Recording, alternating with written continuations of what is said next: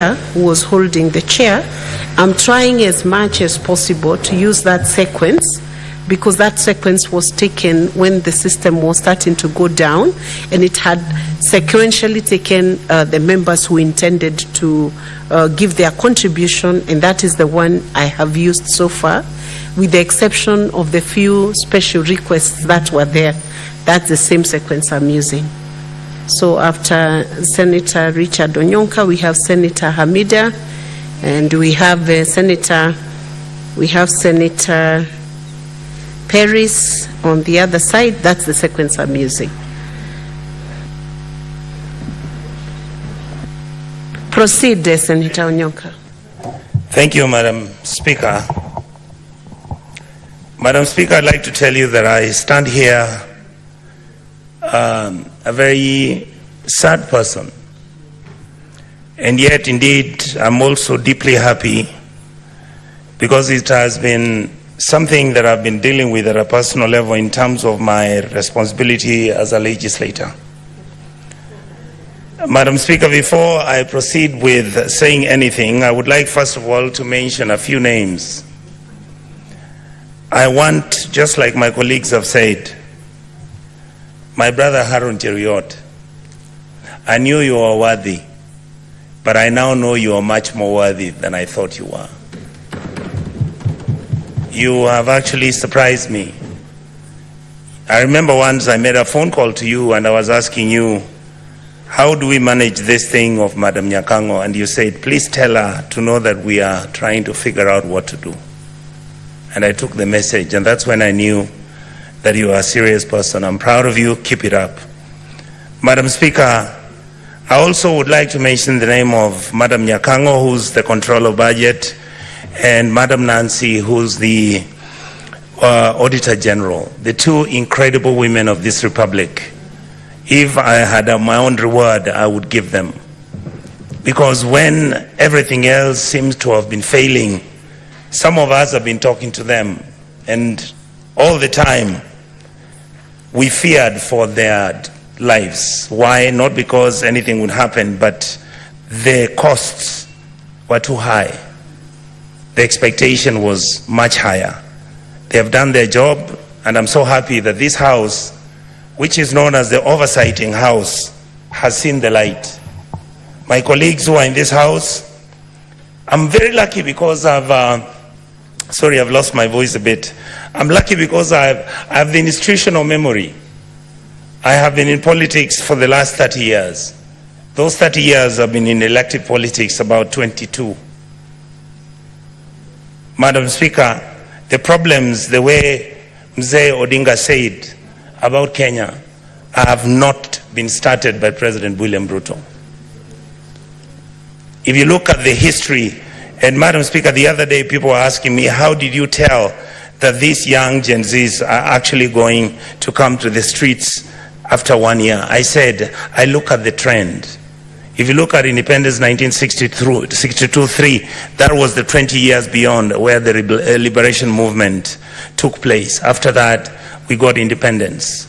It took another 20 years for us to have a military coup. The people who are guiding and who are within that military coup are not old men like Jaramogi or Charles Njonjo at that time. It was young Gen Z students of the University of Nairobi and young people who believed in the ideal of what Kenya was. The second issue that came up, Madam Speaker, was after, by the year 2002, there was another 20 years. Then you come to 2022, to 2002 is when Kibaki was elected, is when we have a referendum, is when we have a new constitution, and then we say Kenya is now on the right path. After that, Madam Speaker, we did not follow the letter of the constitution. What many of us have never understood is that your democracy is as valid and as reasonable and as verifiable and is implementable as the people who are willing to follow and implement that constitution. We have completely failed our people. And that is why when the elections took over and we had challenges, and that is why when you look at our country and the crisis that has come up, when you look at the issues which are bedeviling our country, you realize that we are on quicksand. Unless you have old men and old women, people of dignity and decency, people who have got wisdom, people who are not greedy to fix this country, we will not have a country very soon. Madam Speaker, I've served as an assistant minister.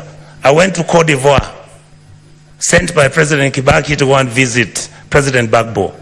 I got into his house. He was wearing a vest. That time the military was around him. He was being deposed. 2 weeks later, he went home with his wife. They were half naked. Those sins are not sins that Africa should be proud of. Madam Speaker, our country has broken down. Our country has challenges. But before I go to how, in a short notice, what we can do, I would like to ask the President, and I asked him the other day, the children who died and the children who are in the prisons, please remove them. Those who have died, I want to ask this House, the Senate, let us make sure that those children get a state funeral. Those who are not criminals, these are children who had reached a dead end. Madam Speaker, what is wrong with our country? We call it a company with shareholders. Our country is not a company. Our company is Kenya, which is a state. It has 50 million people who all expect and demand certain services from the state. We, the politicians in this House, I heard my colleague speak. I am so happy that we are now telling each other the truth. We are the ones who carry militias. We are the ones who go and carry cattle rustlers. We are the ones who have got companies that are doing business in government departments. We are the ones who are stealing the money. Look at the national government, I'll call it down, bring it down to the National Assembly. We must begin to look at issues like CDF. We must look at the Women Fund. We must look at the structure. Do we need all the people who have been given offices? I've been asking this publicly. Why are governors running county governments as if they are private companies where they are stealing money, buying properties abroad, driving such big vehicles, including ourselves? When did we decide that I must drive a car which is 4.8 cc? That at 3,000 cc is not good enough. When our children don't have medicines, when our women are not giving birth, when we can't feed our children, when we buy fertilizer, we deal on it, we sell some of it, we sell mchanga. We are bringing in maize when we are supposed to be planting maize and giving farmers fertilizers and giving them funds so that we can get production and increase that, so that we create jobs for our people. It is we politicians who go and buy 2 million metric tons of maize. We come and sell. We bring 3 million metric tons of sugarcane. Mumias is dying. Chemelil is dying. Sony Sugar is dying. Those are factories that used to employ people. Who are the biggest dealers of investment companies in Kenya? We, the political class. What happened to Kenya Airways? Look at it now. It's smelly, filthy. It was the pride of Africa. Who runs Kenya Power? Why are we not told who are the owners of the independent power suppliers of this country? Why are we not being told who owns our national parks? But you hear money is being stolen by none other than the elite and the political class. These people out here are tired. These people are tired. I was crying this morning today because we are messing up a good thing. We are messing up this country. Who wants to be a refugee? And there is enough for you people to eat, so long as you eat with manners. The revenue we collect is enough to run 8 African countries: Kenya, Rwanda, Burundi, Tanzania. You go to Congo, you go to South Sudan, you go to Somalia, and you go to Ethiopia. That's what our goddamn budget is. Just manage it, don't steal it. A few people are stealing too much. These kids out here, they know everything. They know your houses. They know where your kids go to school. They know which properties of land you have. Why must somebody have 4 million acres of land to his name? What happened to our mentality? Then we pretend and run to churches talking about Christianity, how Jesus... Do you understand what you are dealing with? The people out here don't even believe in God anymore. The people out here are tired of the lies, the religious organizations. And I have to say this, I'm a Catholic. I was so happy I saw the Papal Nuncio talk about the issues of a country. Let us forget that we can run this country as tribes. Let us accept that there is a new sheriff in town. That sheriff is the GNC. They are partyless, they are tribeless, they don't have money, they just have bundles and a phone. And they'll stop this country to move. I would like to plead with the members of this house, when it comes to looking at what role our committees are playing, look at what happens. I want to thank my brothers Sifuna, my brother Chirargei. I want to thank Madam Dulo. These are, many of you may not know, we've never discussed it here. How many times we've been threatened that we are raising issues about county governments losing billions. I mean, who doesn't know how many governors own apartments and houses in Kilimani Road? Each one of them owning an apartment costing 1.5 billion shillings. Why didn't the fool just go and build a hospital where he comes from? How I wished we stole the money and put it at home. Some of them are going to Dubai. People are going to America. You see on social media. I just saw somebody commenting saying that the senators got nothing to do. I want him to tell me how he bought a Bentley and is an MP. Explain to me, how does somebody, I mean, the truth is, I'm born with advantage and privilege. That is the truth. I saw my father driving a big car when I was a small boy.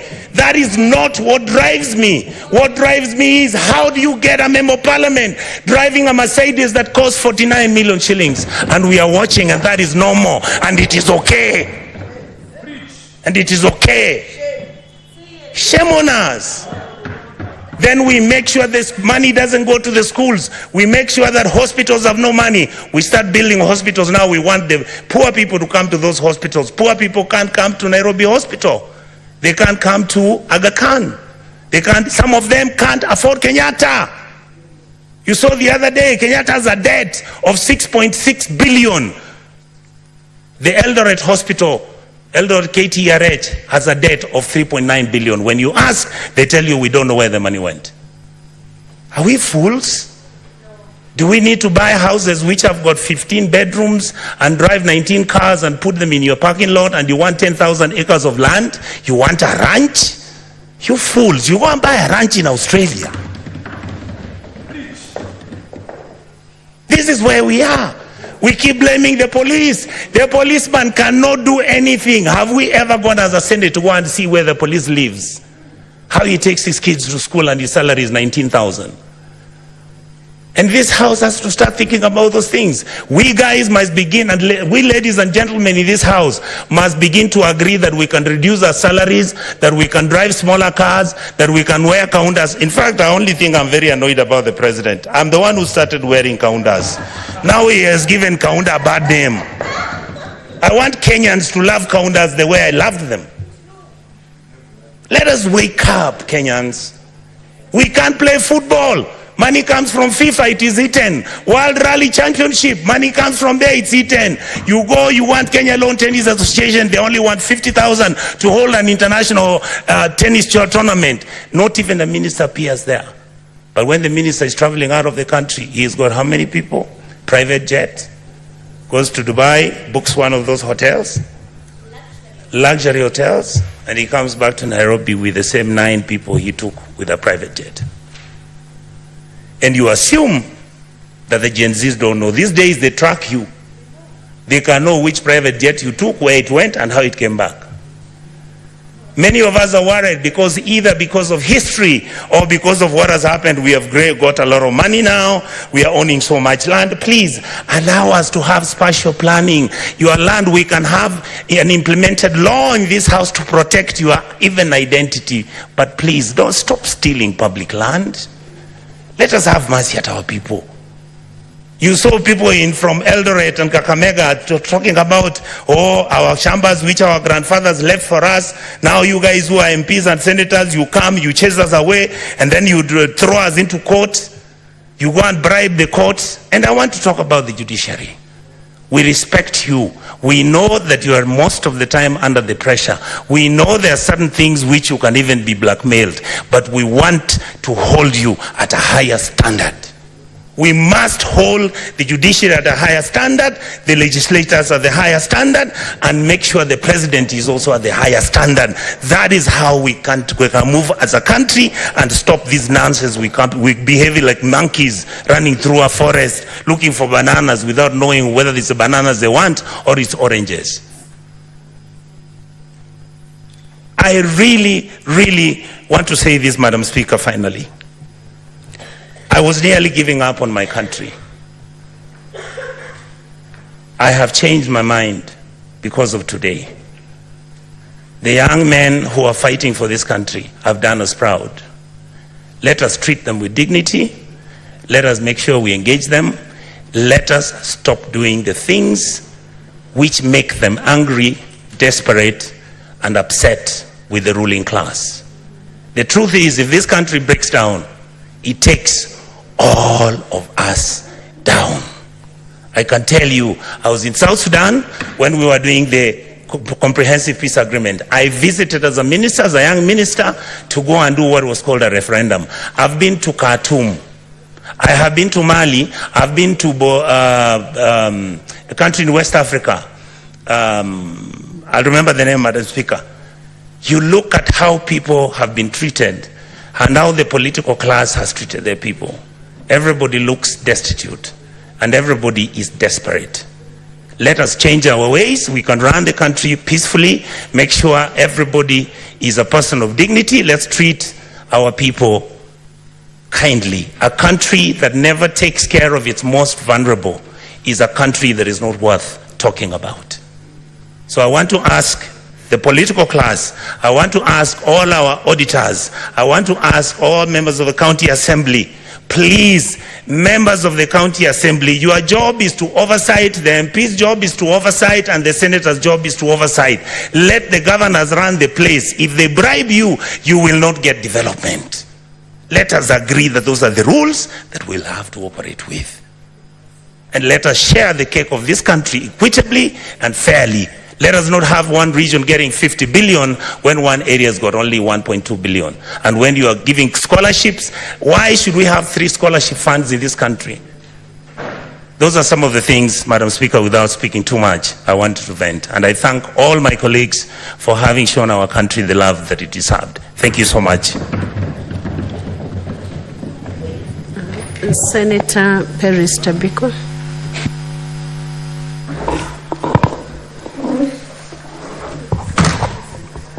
Thank you, Madam Speaker. Madam Speaker, let me begin by what is positive that has come out of the demonstrations and the demonstrations by our young people, Madam Speaker. Madam Speaker, let me congratulate the Gen Zs, the millennials, and all the young people who are involved in the demonstrations. Congratulate them because they showed us that it is possible to have a tribeless Kenya. They have shown us that it is possible to have a partyless country. They have shown us that they can unite beyond creed and beyond religion. Madam Speaker, they have actually shown us that we can come out, and these are some of the things that we never thought possible, Madam Speaker. The cancer of tribalism that has affected this country almost took us to civil strife in 2007 and 2008 in the post-election violence, Madam Speaker.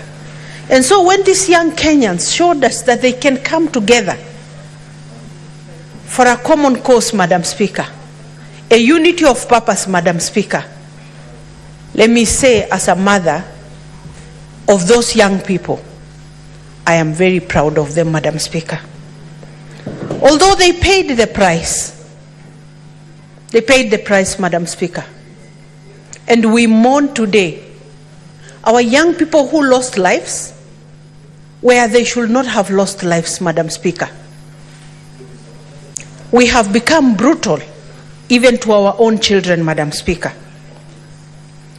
Madam Speaker, let me offer an apology on behalf of all the other leaders, Madam Speaker, who may not enjoy this kind of platform, Madam Speaker. Apologize to the demonstrators and to the families of those who lost their loved ones, Madam Speaker. They were treated in a inhuman manner. They were handled badly, Madam Speaker, and this House must lead in trying to check the excesses of the police, Madam Speaker.